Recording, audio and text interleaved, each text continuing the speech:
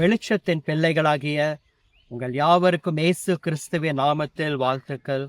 பிரியமானவர்களே, 23ஆம் சங்கீதத்தில் நாம் வாசிக்கிறோம், அவர் என்னை புல்லுள்ள இடங்களில் மேய்த்து அமர்ந்த தண்ணீர்களண்டை என்னை கொண்டு போய் விடுகிறார் என்று. நீங்கள் பார்த்து கொண்டிருக்கிற இந்த இடம் மிகுந்த தண்ணீர் நிறைந்த ஒரு அமைதியான ஒரு இடம்.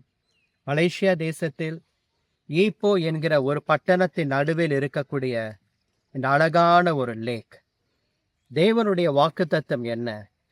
அவர் உங்களை அமர்ந்த தண்ணீர்களண்டை கொண்டு போய் விடுகிறார். உங்களுடைய வாழ்க்கை ஒரு புயலை போல காணப்படுகிறதா? பெரு வெள்ளங்களின் மத்தியிலே தத்தளித்து கொண்டிருக்கிறீர்களா? தேவன் உங்களுக்கு ஒரு அமர்ந்த தண்ணீர்களின் ஆசீர்வாதத்தை வைத்திருக்கிறார். பலத்த காற்றும் எதிர் வல்லமைகளும் உங்களை மேற்கொள்கிறதா? ஒரு புயலின் நடுவிலே சிக்கி தவித்து கொண்டு போராடி கொண்டிருக்கிறீர்களா? என் வாழ்க்கை எப்பொழுது ஒரு அமைதியான சூழ்நிலையில் காணப்படும், எப்பொழுது ஒரு அமர்ந்த தண்ணீர்களின் ஆசீர்வாதங்களை நான் காண்பேன் என்று மிகுந்த எதிர்பார்ப்போடு கூட காத்து கொண்டிருக்கிற அன்பு சகோதரனே, சகோதரியே, இன்றைக்கு தேவன் உன்னை நினைவு கூறுகிறார்.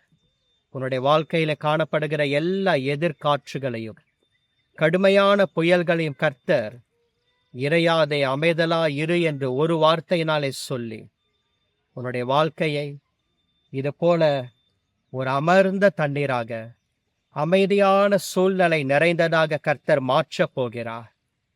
உன் சமாதானம் நதியை போல் இருக்கும் என்று வேதம் சொல்லுகிறது போல உன்னுடைய வாழ்க்கை சமாதானம் நிறைந்த ஒரு நதியை போல, எந்த ஒரு ஆர்ப்பாட்டமும் இறைச்சல்களும் காணப்படாத ஒரு அமர்ந்த தண்ணீரை போல காணப்பட போகிறது.